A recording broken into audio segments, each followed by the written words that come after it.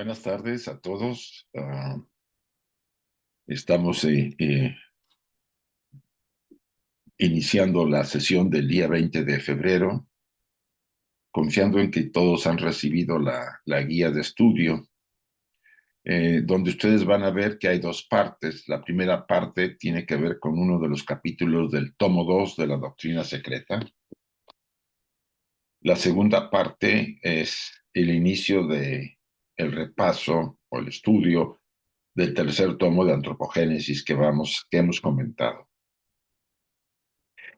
También tienen en ambos casos preguntas, tanto en la primera como en la segunda parte, mismas que comentaremos en la sesión. Pero como está la guía enviada con anterioridad, confío en que ustedes la reflexionen y las podamos comentar en la sesión. Esta es la versión que yo les propuse en base a lo que hicimos en el anterior estudio, que era, vamos a decir, solamente del segundo tomo, pero me parecía que debido a la inercia y al estudio y a la profundidad que necesitábamos para conectar tanto el primero como el tercer tomo, o sea, cosmogénesis con antropogénesis, esta variante a todos les pareció y vamos a iniciar el día de hoy. Bien, se me había pasado de saludar a todos. Buenos días, buenas tardes y no sé si buenas noches, pero que por lo menos buenos días y buenas tardes, sí. Vamos con nuestra dedicación. Oh tu sol dorado del esplendor más excelente, ilumina nuestros corazones y llena nuestras mentes, así que nosotros, reconociendo nuestra unidad con la divinidad que es el corazón del universo, podamos ver el camino a nuestros pies y llevar nuestros corazones y nuestras mentes a esos distantes objetivos de perfección, estimulados por tu propia luz radiante. Así sea.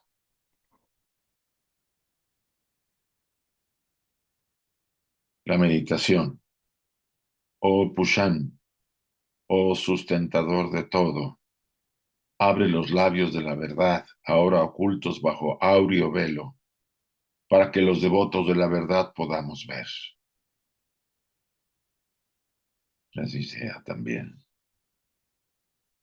Bien, ya saben, repetimos el cartel para los que no han asistido y eh, puedan ustedes más o menos ser conscientes de las claves que son repetitivas de todo el año pasado y las tomen en cuenta y no tengan que andar buscándolas.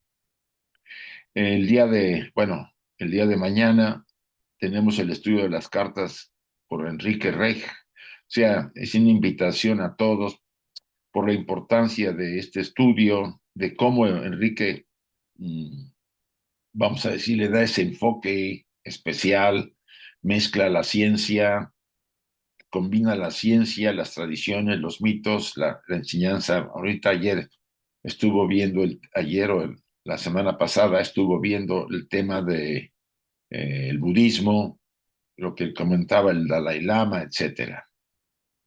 Están invitados todos y ahí están las claves. Y para este próximo domingo 26 de febrero tenemos a María Belén Sender para presentarnos el tema Todos los senderos conducen al yoga. Es muy interesante este tema y están invitados todos a que participen. Las claves que ven allí abajo son las mismas que se han repetido en sesiones de todo el año pasado y ahora de este año que estamos iniciando. Repito, todos los senderos conducen al yoga de María Belén Sender, domingo 26 de febrero, con los diversos horarios, ¿sí? Y bien, vamos a iniciar nuestro estudio de hoy. Estamos viendo ahorita la primera parte, como yo mencioné, que es el segundo tomo de la Doctrina Secreta. El capítulo que tocamos hoy es Sustancia Primordial y el Pensamiento Divino. Los otros temas los iremos viendo con calma poco a poco. La sustancia primordial y el pensamiento divino. Para los ocultistas, empero, tanto el éter como la sustancia primordial son realidad. En varios comentarios y artículos, Madame Blavatsky habla de el éter, como le consideraba en su momento la ciencia del siglo XIX. Pero ella en el párrafo siguiente hace la aclaración. Para decirlo claro, el éter es la luz astral y la sustancia primordial es el akasha, el upadi del pensamiento divino. Aquí este es muy interesante párrafo. O sea, la sustancia primordial que emana de los tres aspectos, de los tres logos, es la que va generando, va estableciendo, vamos a decir así, todo el contexto material de este universo. Y va desde la vibración más sutil, cercana a la fuente, a los tres logos, hasta los mundos, hasta las vibraciones más densas que van a conformar los mundos más materiales. Akasha y luz astral se puede decir que son lo mismo, salvo una aclaración. El Akasha es el elemento primordial que nace desde los planos más sutiles, más superiores, y a medida que va descendiendo esa vibración de energía hacia los planos más inferiores, que se van formando con ella, se va convirtiendo en luz astral. O sea, estamos hablando de que la luz astral en nuestro plano material compenetra todo, ¿sí? Y ahí se registra mucho de lo que nosotros llamamos eh, vamos a decirlo así, le llaman los códigos de información, eh, el material que vamos a decir, queda fijado en en esa energía, que es todo aquello que se está dando, no solamente en nosotros, sino fuera de nosotros y en todo el cosmos, hablando de nuestro sistema solar. Es importante que analicemos ese punto, ¿sí? Ahora la terminología hablan de los registros acásicos como si fuera algo sorprendente, pero no, eso se habla desde la antigüedad. Todo queda grabado en la luz astral, absolutamente todo. Y es importante que entendamos que luz astral es la forma, vamos a decir, de vibración densa de la casa, que es primordial y que está en los planos más sutiles, más puro, vamos a decirlo así. La luz astral está más contaminada, más contagiada de los pensamientos, emociones que se han ido grabando en ella y de todo lo que ha estado ocurriendo en los planos materiales.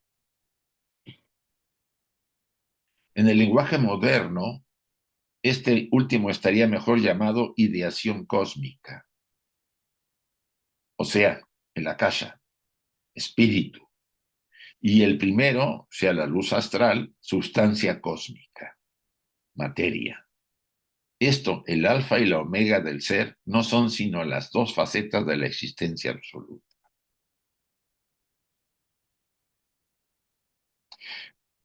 Aquí es interesante que entendamos que la luz astral, por un lado, yo diría que la conciencia absoluta que emana lleva una dualidad de vibraciones. Emana todo del primer logos, el manifestado, la unidad de vida. Cuando se emana esta energía, que es una sola, hay elementos de esa unidad de vida que le dan luz y le dan oscuridad, o sea, permean esta energía.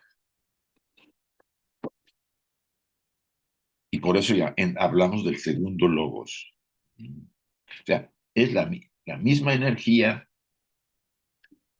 que emana de la unidad de vida, pero acá tiene esos dos aspectos, el segundo logo. Y llegaremos al tercer logo, Mahat, la mente. O sea, es la misma conciencia universal vibrando en otra frecuencia, donde hay dos polaridades. luz y oscuridad. Dos diferencias. La mente conoce por los opuestos, por las polaridades.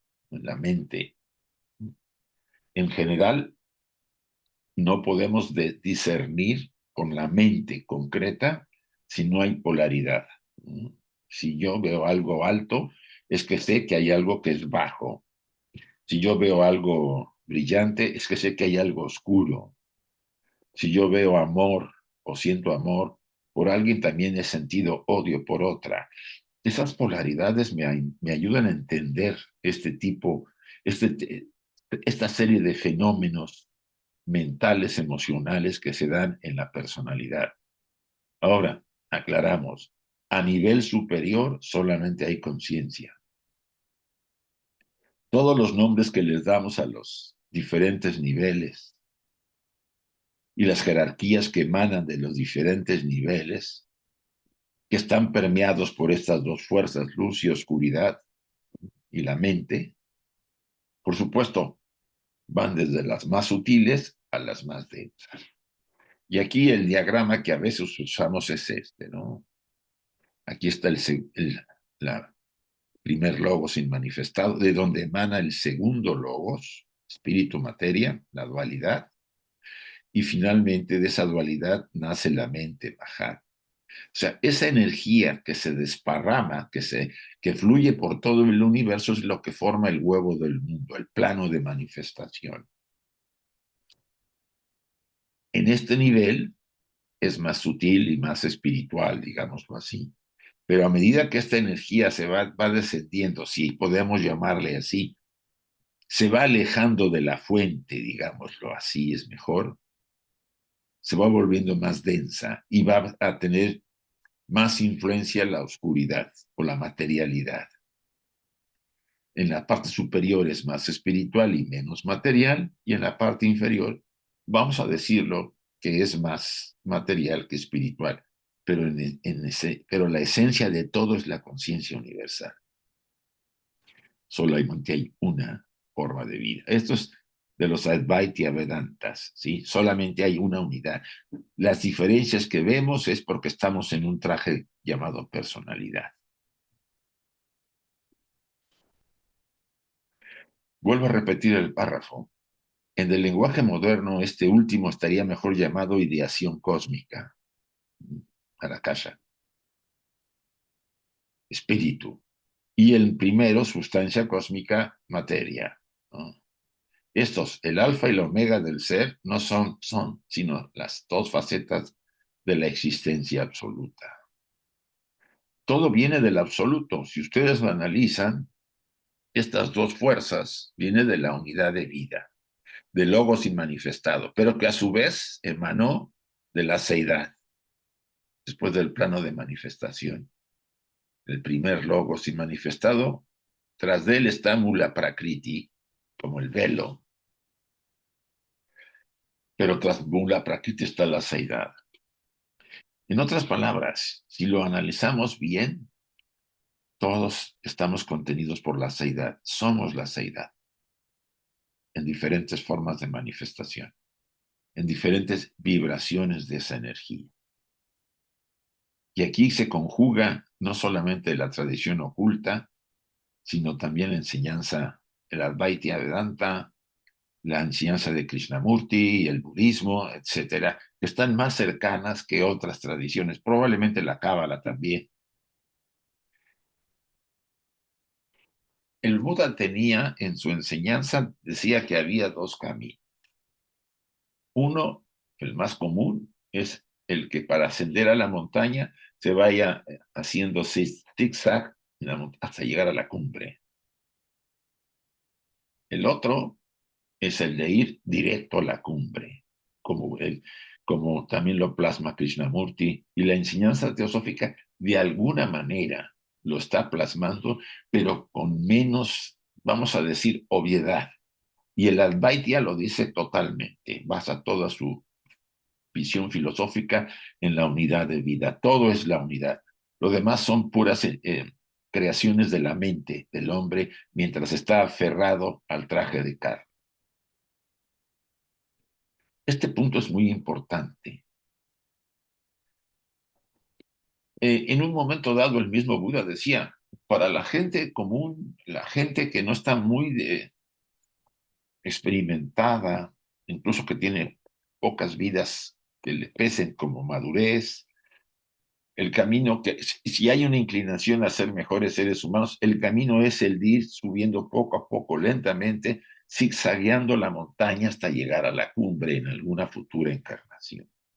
Pero el alma ya madura, preparada, si podemos llamarle alma, a no entrar en cuestionamientos, que ya vivió muchas vidas, está como más madura para acercarse a la línea directa que insistía Krishnamurti. Analizándolo desde este enfoque y viendo la enseñanza de la Advaita Vedanta, pues nos vienen muchos elementos que nos aclaran varios aspectos. Por un lado, yo recuerdo bien que cuando en La Voz del Silencio, Madame Blavatsky decía que el estudiante destruya la mente concreta, por supuesto, porque es la hacedora, por un lado, nos puede conducir a la iluminación, pero a la vez nos puede obstaculizarla. ¿Sí? Uno puede llegar a entender que en realidad no hay mente, no hay principios como los conocemos desde el enfoque del que quiere llegar directamente, solamente hay conciencia. Para los que estamos todavía en otro nivel de desarrollo y que no podemos visualizar esa unión con la esencia de nuestra naturaleza, tenemos que subir la montaña lentamente, vamos a llamarlo así. Que esa es la versión que el Buda dice para un tipo de seres humanos. Para los excepcionales, pues está el desarrollo directo, la iluminación directa, si puedes decirlo así, como los Advaitas lo dicen, y como de alguna manera viene en La Voz del Silencio, en Luz en el Sendero, viene señalado de una forma muy sutil. Pero repito el pasaje. En el lenguaje moderno, este último estaría mejor llamado ideación cósmica, espíritu, y el primero, sustancia cósmica, materia. Estos son el alfa y la omega del ser. No son sino las dos facetas de la existencia absoluta. A esta jamás se dirigieron ni la llamaron por ningún nombre en la antigüedad, excepto alegóricamente. En realidad, la existencia absoluta, la seidad del absoluto, jamás se dirigieron a ella en la antigüedad, en ninguna de las grandes tradiciones, ni en las escuelas del misterio, ¿sí? Era como hablar a veces el absoluto, aquello, ¿sí? Y Blavatsky le pone el nombre de seidad para poder darle un contexto. Pero que es interesante que nosotros observemos que aquello no tiene cualidades, no tiene condiciones como la mente dual nuestra, la mente que conoce por oposición, eh, por las diferencias que vemos, que es el Mahad, la mente, puede concebir. Estamos hablando de algo que nos trasciende. En la raza aria más antigua, la India, el culto de las clases intelectuales nunca consistió, como entre los griegos, en una adoración a la forma y al arte maravillosos que llevó a los últimos al antropoformismo. Aquí la verdad es que empieza a desplegar una enseñanza diciendo, en la antigüedad, vamos a decir, en la India y en otras tradiciones importantes, nunca se antropoformizó aquel aspecto. Pero los griegos, con esa visión del arte y la belleza, vamos a decir, adoración a la forma, como dice el pasaje, le fueron dando forma y fueron antropoformizando estas fuerzas, sobre todo esas esencias divinas. Pero mientras el filósofo griego adoraba la forma, y eso es por eso en parte el cristianismo adora la forma, eh, porque me dirán ustedes que no es simbólico. La tradición cristiana viene del judaísmo, que no tiene imágenes, ni el islam tiene imágenes. ¿Por qué si tiene imágenes no, la tradición cristiana. Si ustedes lo analizan, porque en el momento en que todo se empezó a conformar, el lenguaje griego es el que prevalecía, muchos de los evangelios estaban en griego, y entonces la influencia griega en aquel momento fue dando a través de los concilios la idea de esa forma de antropoformizar pues, a las fuerzas divinas superiores. Eh, no vamos a negar que para el hombre con poco desarrollo, con limitaciones en su madurez, necesita la forma para tener algo tangible. Pero aún así es necesario y útil, por un lado, la forma, ¿sí? Para darle a, este, a estos seres humanos que no pueden concebir conceptos más profundos, los niveles y escalones necesarios para que vayan construyendo poco a poco un proceso de desarrollo interior.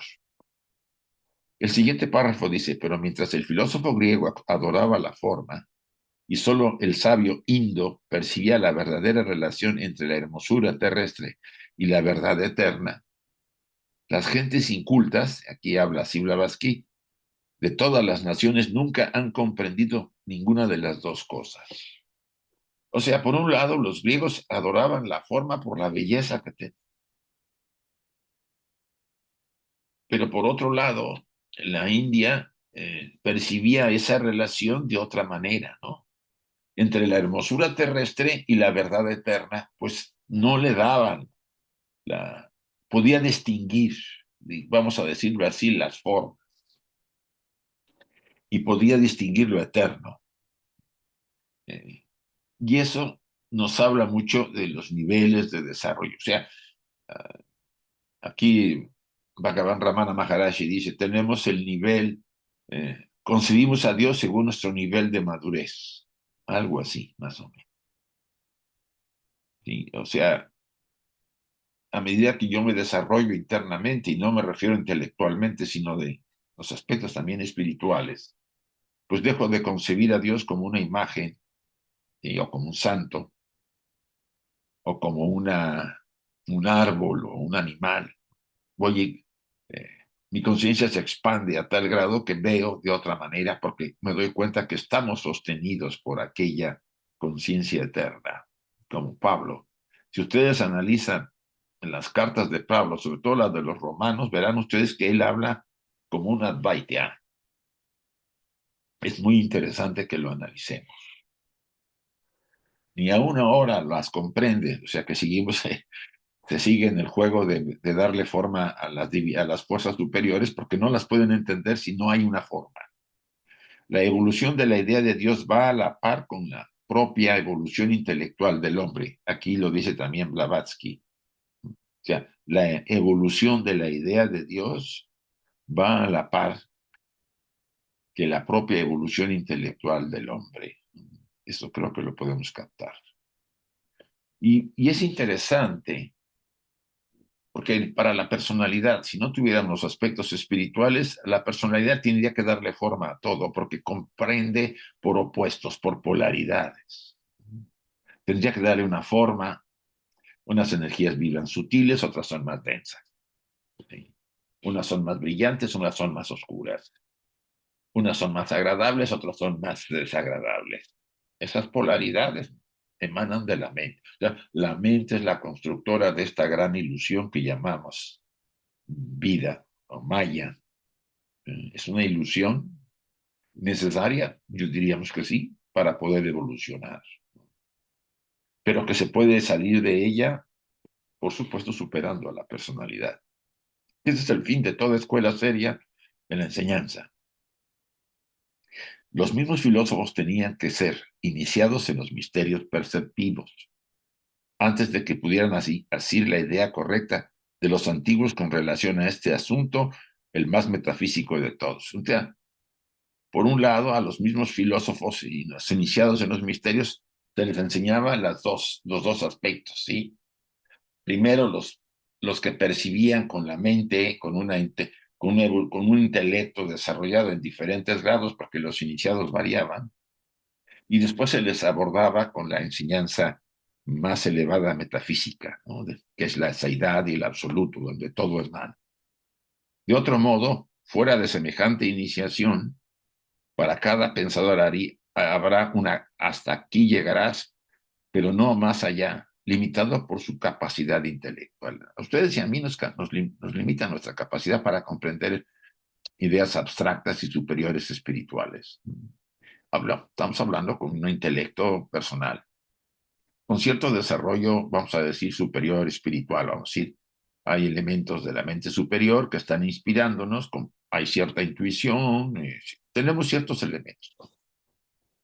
Pero eso no nos aleja de que tengamos nosotros un límite de captación. Como hay personas que tienen más profundas captaciones o menos profundas captaciones, ¿sí? Y aquí lo menciona ella. O sea, vuelvo a repetir, de otro modo, fuera de semejante iniciación, para cada pensador habrá un hasta aquí llegarás, pero no más allá, limitado por su capacidad intelectual, de un modo tan claro, infalible, como lo está el progreso de cualquier nación o raza en su ciclo por la ley del karma. Por eso, si ustedes le tratan de explicar de manera metafísica a alguien que tiene una tradición religiosa fincada en un dios antropomórfico, ¿sí? Con rituales y una serie de compromisos de limosnas, etcétera, oraciones, etcétera, y rezos, no lo va a contar normalmente, porque está fijada según su nivel intelectual a ese tipo de experiencia. Y no está mal, porque ese tipo de experiencia, poco a poco, lo va a ir llevando, si no en esta encarnación, en las siguientes, a ascender. Y eso es muy importante. Y aquí vienen las preguntas que vienen también en la guía. Me gustaría que ustedes las reflexionaran. Las que quisieran ustedes abordar, me las mandan por Chuy, porque esto es un vídeo debido a que estamos regresando de un viaje de Cáceres y el riesgo de que yo no esté presente es grande, ¿no? Habría que ver en la carretera más difícil abrir el Zoom y llevar a cabo el trabajo que estamos haciendo acá de esta manera. La primera pregunta es, ¿qué es para usted el éter y el akasha? Si anotan ustedes leyendo la guía, ustedes van a poder contestarla. La siguiente, qué llevó a la enseñanza antigua en los pueblos al antropoformismo? O sea, ¿qué hizo que se hicieran antropoformistas los cristianos y en muchos pueblos, ¿no? Se puede decir que en las ideas, por ejemplo, en la India, la religión hindú, pues tiene imágenes, no puedes negarla, ¿no? Pero es para el pueblo general. Si ustedes se van a la filosofía dura, verán que no hay imágenes y que la esencia divina una es la que está permeando todo el cosmos. Y después viene otra pregunta. Le pedimos que explique esta sentencia, y aquí pongo a ver qué opinan ustedes. Ni a una hora las comprende. La evolución de la idea de Dios va a la par que la propia evolución intelectual del hombre. Creo que más o menos tienen todos una idea. Y la última, ¿qué limitaba al iniciado el conocimiento oculto? ¿Qué nos limitaba? ¿O qué limitaba al iniciado el conocimiento oculto? Esta pregunta vale la pena que también la analicen y que está relacionada con la anterior. Bien, hasta aquí estamos cumpliendo con la primera parte del capítulo que estamos viendo del tomo 2 de la doctrina secreta, simbología arcaica. Y ahorita vamos a entrar nuevamente a antropogénesis, ¿sí? Tomo 3 de la doctrina secreta, y vamos a ver la estancia número 1, que se denomina Principios de la Vida Senciente. Voy a leer el pasaje, sobre todo, que viene abajo. En la, que dirige al cuarto, es el servidor de los las, de los 7, los que giran conduciendo sus carros alrededor de su señor, el ojo único de nuestro mundo. Su aliento dio vida a los 7 y dio vida al primero. Cuando uno escucha esto, uno se queda así, digo, ay, ¿qué está diciendo aquí el pasaje? Entonces yo agregué la explicación, dice 30. Cuando hablamos de el A que dirige al cuarto, se está refiriendo a nuestro globo, a la Tierra, cuarto planeta, ¿sí? Nuestra Tierra. Y aquí viene una descripción que hace Blavatsky de este tema. Dice, todas las glosas sobre la traducción del texto de las estancias y sus comentarios son de la escritoria. En algunos sitios estarán incompletas y hasta no serán adecuadas desde un punto de vista indo, o sea, de la tradición hindú, pero son correctas en el sentido en que se les da en el esoterismo transhimaláyico, o sea, de acuerdo a la tradición oculta. En todos los casos, la escritora asume la responsabilidad. Aquí se hablaba que yo asumo la responsabilidad de este material que se está presentando al público, que es por primera vez una obra secreta que se estaba dando a conocer al mundo.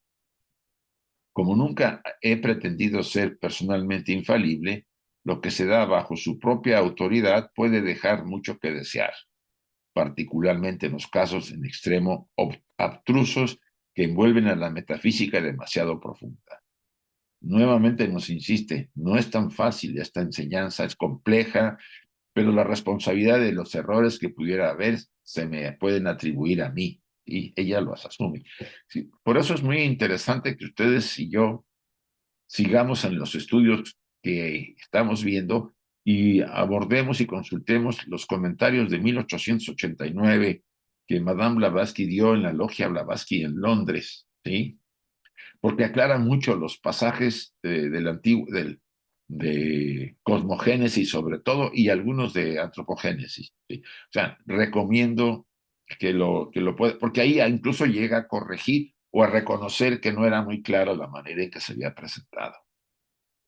Eh, la enseñanza se ofrece tal como se comprende, dice ella, y teniendo en cuenta que hay 7 claves de interpretación para cada símbolo y alegoría. Aquí nos vuelve a traer lo de las 7 claves tan importantes, ¿sí?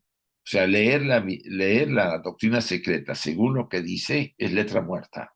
Hay que leerla utilizando de alguna manera discernimiento o intuición para entender las claves.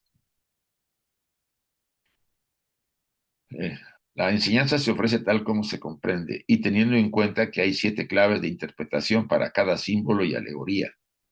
Resulta que un significado que puede ser, que puede no responder, por ejemplo, al aspecto psicológico o astronómico, se encontrará, sin embargo, perfectamente exacto en el físico o metafísico, ¿sí? Porque hay claves astrológicas, psicológicas, metafísicas. Entonces, puede que desde un enfoque no encuadre, pero desde el otro sí encuadra. Entonces, para que vean que el estudio de la doctrina secreta demanda del estudiante, como hemos hablado, eh, cierta, cierta forma de vida, yo diría así. No solo asistir al estudio, ¿no? No solo leer la guía, sino tener la práctica hasta donde pueda de meditar, de reflexionar cada día sobre la forma de vida que tiene, mejorar cuando descubra que hay algo que puede corregir en su carácter, ¿no?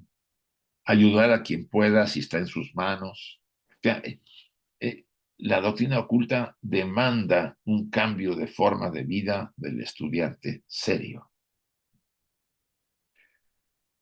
Puede que sea curiosidad lo que ustedes sientan por esta obra y no les interese hacer cambios de mayor calado. Están de total en su libertad de decidirlo. Pero si queremos penetrar en muchos aspectos de este conocimiento, deberíamos hacer cambios en nuestra vida, por supuesto, adecuados a los compromisos y la vida que yo llevo. Si ustedes se fijan, el comentario 31 dice que dirige el cuarto en nuestro globo. Es el servidor de los las, de los 7. Los 7 son los espíritus planetarios. Recuerden que hay espíritus planetarios para los 7 planetas sagrados, ¿no? Y acuérdense que está Mercurio, Venus, Marte, Júpiter, Saturno. Hay un planeta que está entre la Luna o por ahí escondido que hemos hablado, y otro que está más cerca del Sol que Mercurio. Son los 7. La Tierra no es un planeta sagrado, es un planeta, vamos a decir, eh, recién formado para ser habitado por los seres humanos, nuestra jerarquía. Somos una jerarquía. Quien está tras nosotros es Venus. Somos un gemelo de Venus, ¿no? Ellos ven por la Tierra, si puede decir así. Es un término usado en la tradición oculta. O sea, si ustedes analizan acá, el ojo único, 32, Loka Shaktus, y el de nuestro mundo, el viento dio vida a los 7, 33, los planetas. Eh, Pudiéramos interpretarlo como el Sol exotéricamente, la fuerza que está ahí. Bien. Y entonces habla aquí este comentario, dice, todos son dragones de sabiduría, añade el comentario. Los dragones de sabiduría están muy ligados a las jerarquías divinas, ¿sí? A los seres sabios, que de alguna manera eran, en la antigüedad se consideraban, ¿no? Seres, los nagas, los dragones, en los pueblos les llamaron de diferente manera. La serpiente en el paraíso era una naga, ¿no? Una jerarquía, si pueden llamarlo así, de seres divinos que hicieron o tomaron a las mujeres de la tierra y tuvieron con ellas hijos. Es lo que dice el pasaje, capítulo 4, después de leer la primera fase del Génesis. Dice el apartado A, La es el término antiguo en las regiones transhimalayicas para el espíritu. O sea, La significa espíritu. Cualquier ser celestial o superhumano, y abarca toda la serie de jerarquías celestes, desde un arcángel o Diani, descendiendo hasta un ángel de las tinieblas o espíritu terrestre. O sea, Ula es una serie de espíritus desde los más sutiles, espirituales, hasta los más densos o materiales. Recuerden que estamos en un universo, metafísicamente hablando, de luz y oscuridad. Y no lo vamos a poder evitar. Hay jerarquías de la luz y hay jerarquías de la oscuridad.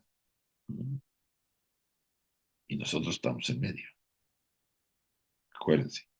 Por eso, si este universo contiene estas dos fuerzas o está vibrando a través de las dos fuerzas, yo las tengo también, porque soy el producto de este universo. Y si yo la tengo, puede que las tengo muy intensificadas de forma material porque no tengo una madurez muy grande, o las tengo muy sutiles porque tengo una madurez muy elevada por muchas vidas que he vivido, que también no tiene que ser una condición, porque hay seres que han vivido muchas vidas y están del lado oscuro. Entonces, vale la pena que reflexionemos sobre estas partes de esta primera estancia de la antropogénesis. B. Esta expresión muestra el lenguaje corriente que el espíritu guardián de nuestro globo, que es el cuarto, nuestro planeta es el cuarto, está Mercurio, Venus, Marte, la Tierra. Somos el cuarto. Es interesante, cuarto globo de la cadena terrestre. Y a la vez estamos en la cuarta ronda y en la quinta subraza. Es interesante, ¿no? Vale. Esta expresión muestra el lenguaje corriente que el espíritu guardián de nuestro globo. Hay un espíritu guardián, hay una jerarquía en este globo, la Tierra, que ve por él, ¿no? Y hay una serie de seres divinos que están cuidando no solamente a la humanidad, y a todos los seres, y a toda la naturaleza, en todos los aspectos que ustedes no se pueden imaginar. que es el cuarto en la cadena. Está subordinado al espíritu principal o Dios de los 7 genios o espíritus planetarios. Eh, Pudiéramos hablar que ese espíritu principal eh, exotéricamente puede ser el Sol. Esotéricamente podría ser Júpiter, como en algunas tradiciones, como en la griega, ¿no? Lo importante aquí es que estas jerarquías, nuestra cadena, estamos supeditados a otra serie de grandes jerarquías, desde las más materiales hasta las más espirituales en nuestro sistema solar. Nunca hemos estado, no nomás hay planetas en el sistema solar, está lleno de vida en todos los planos de manifestación a nivel sutil.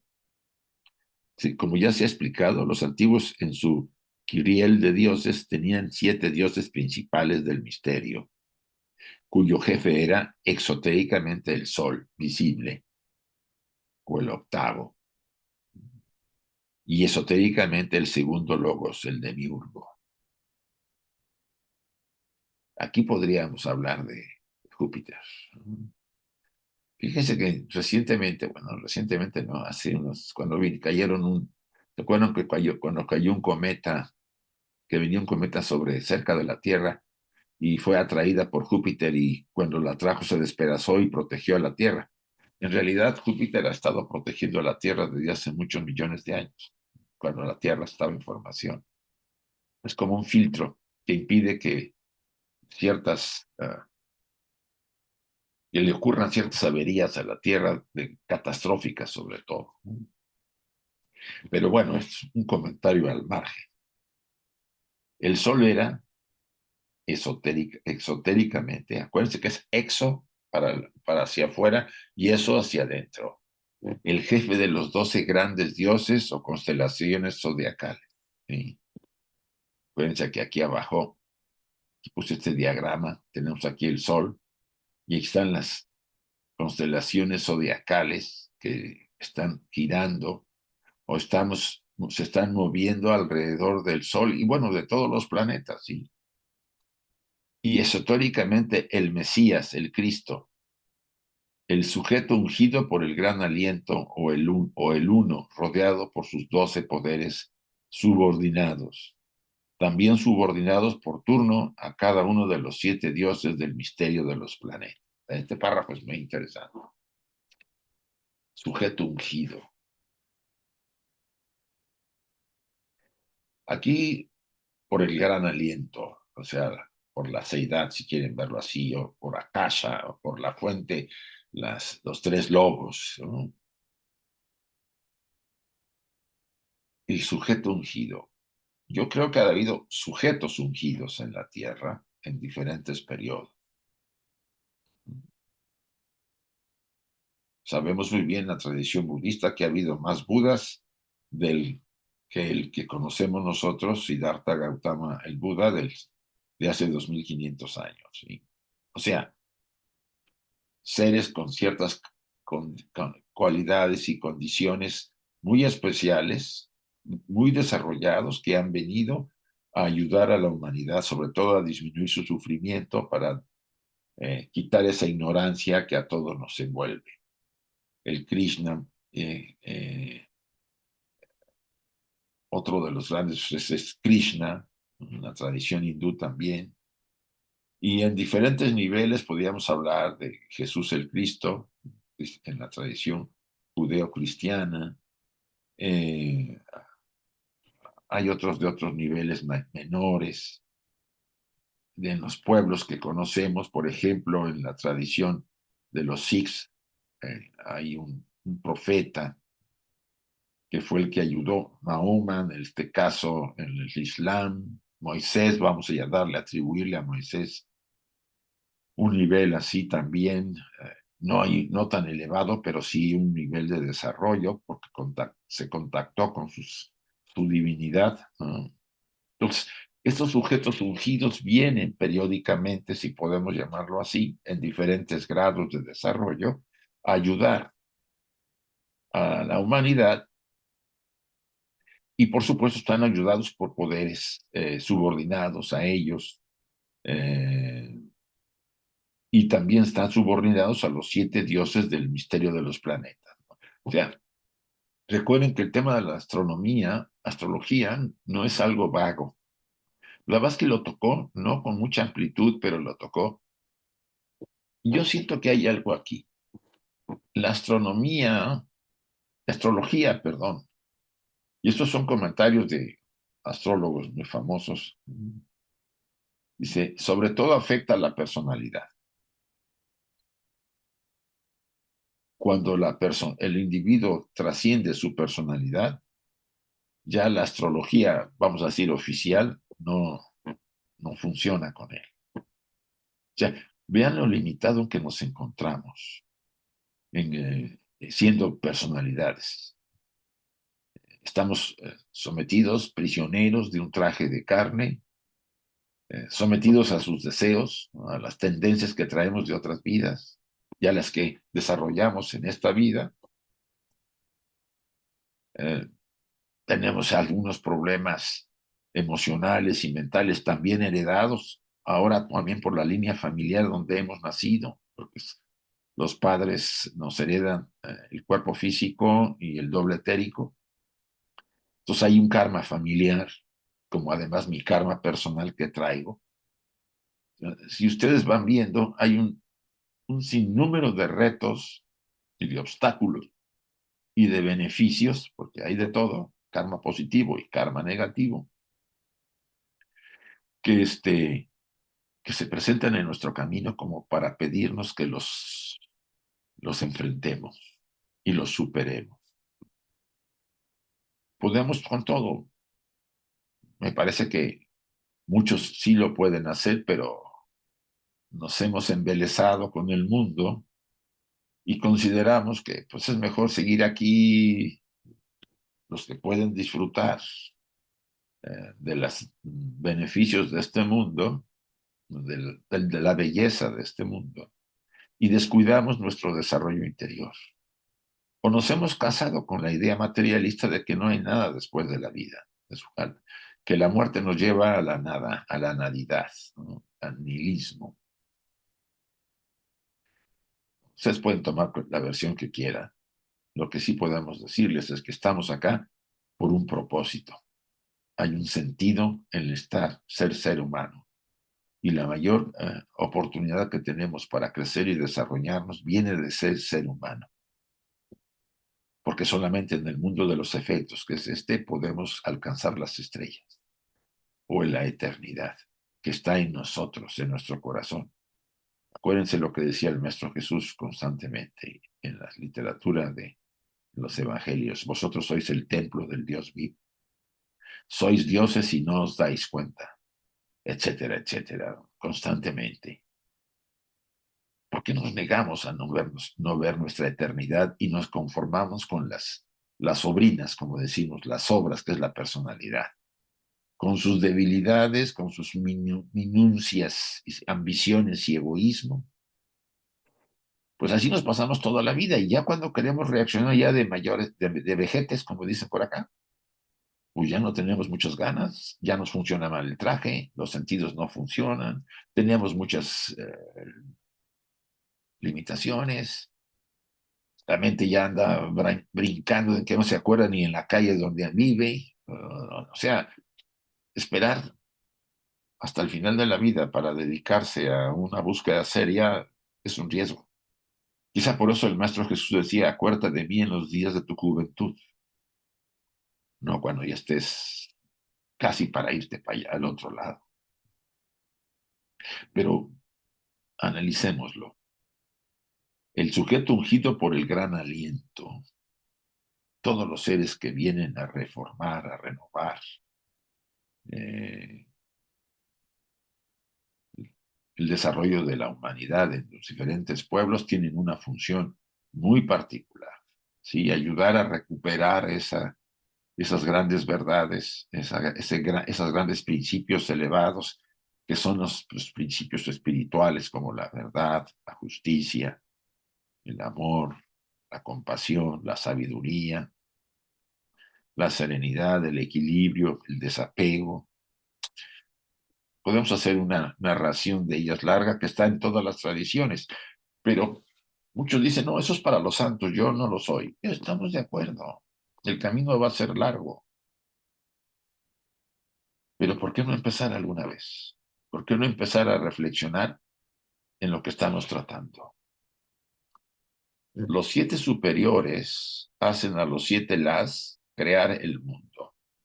O sea, los siete espíritus planetarios de los siete planetas sagrados, vamos a decir que intervienen para que los las inferiores, que dicen, se declara un comentario, lo cual significa que nuestra Tierra, dejando a un lado lo demás, fue creada o formada por espíritus terrestres, pues los regentes solo fueron los supervisores.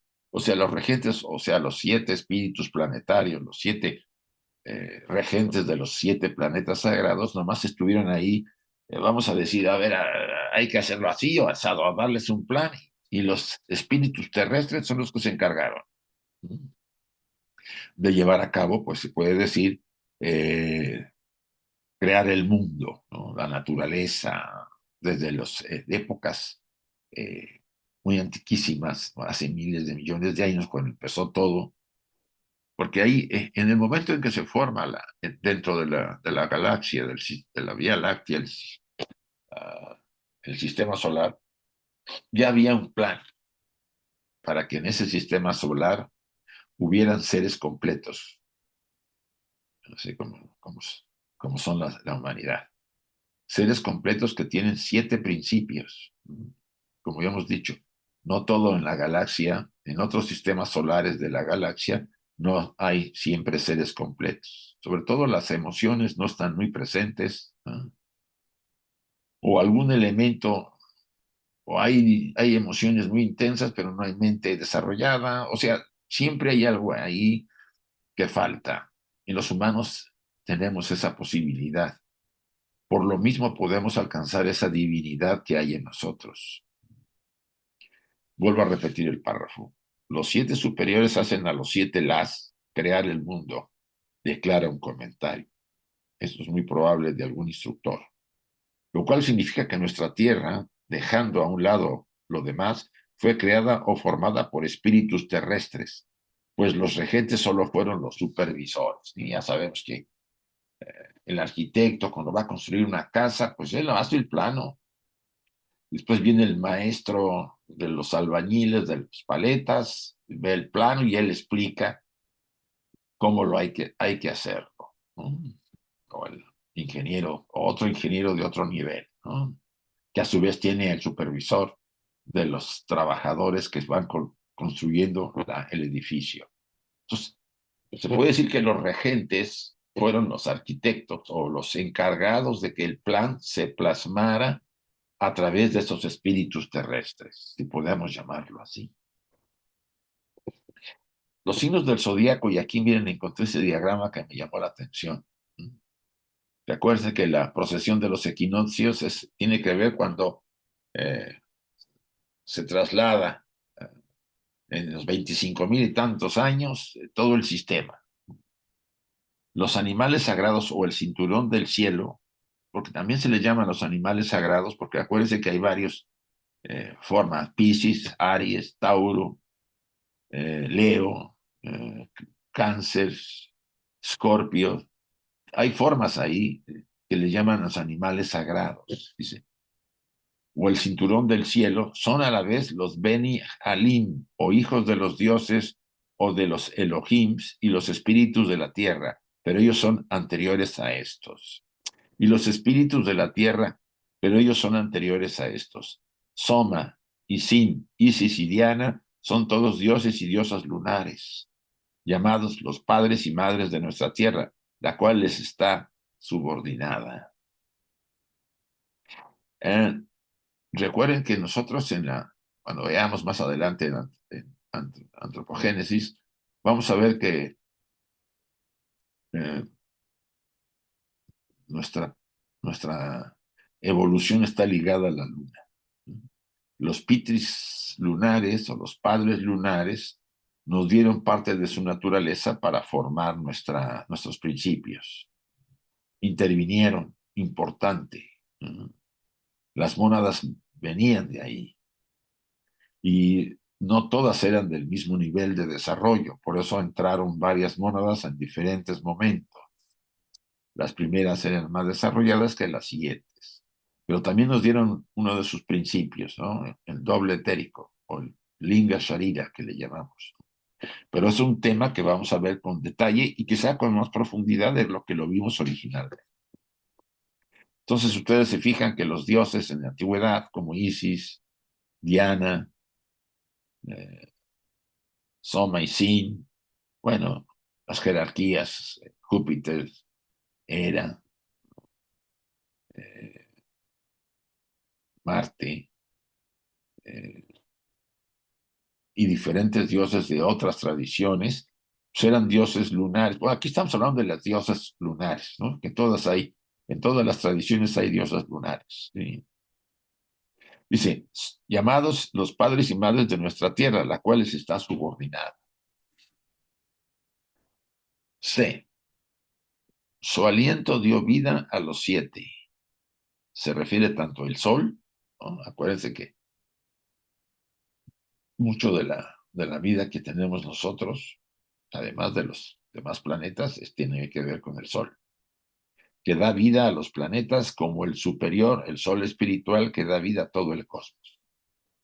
Ustedes no sé si han de recordar los que han leído algo más en las Collected Rights o en algún artículo, que así como nosotros tenemos un sol, un centro solar, el, la galaxia tiene lo suyo, ¿sí? Centro de la galaxia, y hay un sol central en el cosmos, por lo menos en la zona, en la gran zona en la que está en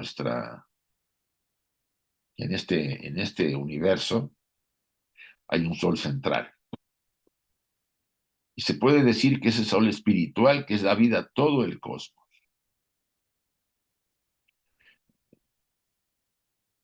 No podría yo atreverme a decir que el universo se divide en zonas.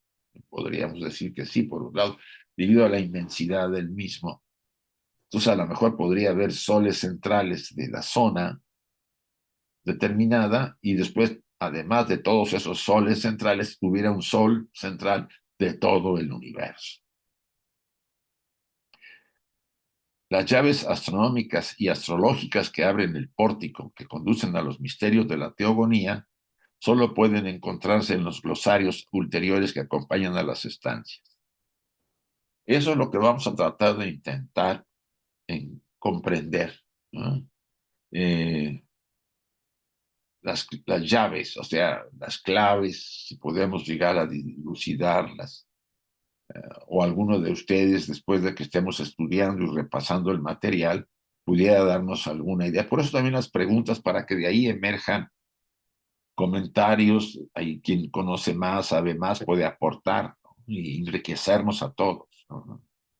Entonces, vuelvo a repetir esta parte, dice, las llaves astronómica y astrológica que abre el pórtico que conduce a los misterios de la teogonía, de los dioses, de las jerarquías, solo pueden encontrarse en los glosarios ulteriores que acompañan a las estancias. Todas las estancias que vamos a ver son 4, no, son 12, perdón, 12 de antropogénesis, tienen comentarios y glosas de muchos atribuidos a varios instructores, vamos a llamarlo así. Otros a hacer comentarios de Blavatsky, por supuesto. Pero podríamos estar muy atentos, observando, para ver si podemos descubrir esas llaves astronómicas y astrológicas. Quizá alguno que conozca más de astrología podría darnos algún apoyo en algún momento, o el que conozca más de astronomía. Y esto sería muy interesante para todos. En las eslocas apocalípticas de los anales arcaicos, acuérdense que hay eslocas que predicen lo que va a pasar a nuestro sistema solar, ¿no? A nuestro planeta, a nuestro globo. y a nuestras humanidades, a las razas que están surgiendo. Ese es el Apocalipsis, algo que va a ocurrir. Es el lenguaje tan simbólico, si bien menos místico que en los Puranas, y va más directo, ¿no? Por ejemplo, se habla de que después de que termine la cuarta ronda del planeta, pasamos al siguiente globo, que es la quinta ronda. Pero antes de pasar va a haber una especie de preludio de descanso, un pralaya. El tiempo no lo, supongo que será un X determinado tiempo para que toda esta humanidad, o la humanidad que pueda pasar al siguiente globo, al globo E, tenga su nueva oportunidad en un nivel superior al de la Tierra. Ahí se va a desarrollar la quinta ronda, que tiene también sus 7 subrazas. Y así será la sexta y la séptima cuando termine nuestra cadena. Sin la ayuda de los comentarios posteriores, compilados por generaciones de adeptos, como ya lo estoy diciendo, sería imposible comprender correctamente el significado, por supuesto. En las antiguas cosmogonías, los mundos visibles e invisibles son los dobles eslabones de una misma cadena, por supuesto. Nuestro mundo visible, el cuarto globo, que es la Tierra, pues tiene sus mundos invisibles, ¿no? El 1, el 2 y el 3, el A, el B, el C, y después el E, el F y el G. Son los dobles eslabones de una misma cadena. Es la misma cadena, pero tiene mundos visibles y mundos invisibles. Así como el logos invisible, con sus 7 jerarquías, representada o personificada cada una por su ángel primordial, principal o rector, forma un poder, el interno e invisible. Del mismo modo, en el mundo de las formas, el Sol y los 7 planetas principales constituyen la potencia activa y visible, siendo la última jerarquía, por decirlo así, el logos visible y el objetivo de los ángeles invisibles, siempre subjetivos, excepto en los grados inferiores. Aquí encontré este diagrama que puede ayudarnos, ¿no? Ustedes ven ahí la clasificación de la Areopagita, el pseudo Dionisio y la Areopagita, que el cristianismo abrazó como una clasificación válida en alguno de los concilios, ¿no? Los serafines, los querubines, las potestades, los tronos, las virtudes, los principados, los arcángeles y los ángeles, ¿no? Todas estas jerarquías, clasificación que dio la Iglesia cristiana, de alguna manera son casi una copia de la tradición hindú, o de la egipcia, o de algunas otras tradiciones, sobre todo de las antiguas enseñanzas histéricas de Grecia, Caldea, Siria, etc. Y viene ahí algunos otros elementos complementarios, pero a mí me interesaban las jerarquías. Y vuelvo a releer el pasaje. O sea, así como el logos invisible con sus 7 jerarquías, representado o personificada cada una por su ángel principal o rector, forma un poder, el interno e invisible. Hay poderes internos e invisibles, del mismo modo que en el mundo de las formas, en nuestro plano, el Sol y los 7 planetas principales constituyen la potencia activa y visible. Pues sí, porque la Tierra en relación a ellos es pequeña en su poder, ¿sí? Siendo la última jerarquía, por decirlo así, el logos visible y objetivo de los ángeles invisibles. Logos visible podría ser el Sol exotéricamente, siempre subjetivos, excepto en los grados inferiores. Eh, Hay una serie de jerarquías muy cercanas al ser humano, vamos a decir, muy materializadas, ¿no? Que posiblemente en algún momento alguien pudo haber visto, ha tenido alguna experiencia angélica. Y eso hace que, de alguna manera, este párrafo pues, venga a confirmar que hay de jerarquías de muy materiales hasta las muy espirituales. Y bien, Ya para finalizar esta sesión, aquí están las preguntas de la parte de antropogénesis, ¿sí?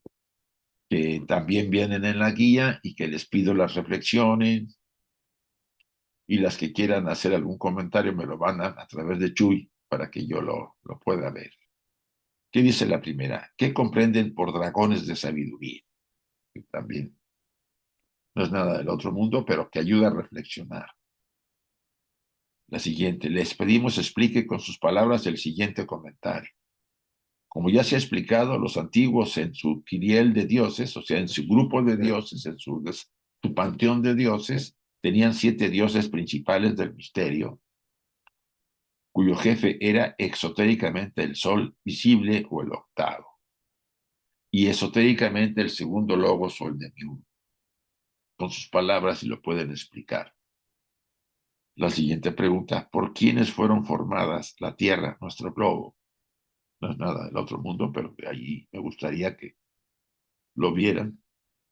Y la final, ¿qué comprenden por el sol espiritual? Bueno, creo que hemos llegado al final de nuestra sesión. Eh, Como les digo, esta sesión se está grabando y la considero importante desde varios puntos de vista para que podamos seguir nuestro programa de los lunes y sin ninguna interrupción. Déjenme dejar de compartir para terminar nuestra sesión. Bien, me despido y nos vemos. Eh, Envíenme sus preguntas si las tienen. Ya estamos viendo los 2 temas que habíamos hablado y que estuvieron de acuerdo. Quisiera oír sus comentarios a favor o en contra de ello para poder ajustarme. Yo estoy siempre dispuesto a ajustar, a buscar nuevos caminos o nuevas formas de expresión del tema. Y, y nos vemos el próximo lunes, que sería 27. Ahí sí ya estaremos aquí presencial. ¿Eh? Bien, que estén muy bien. Un abrazo a todos y hasta pronto.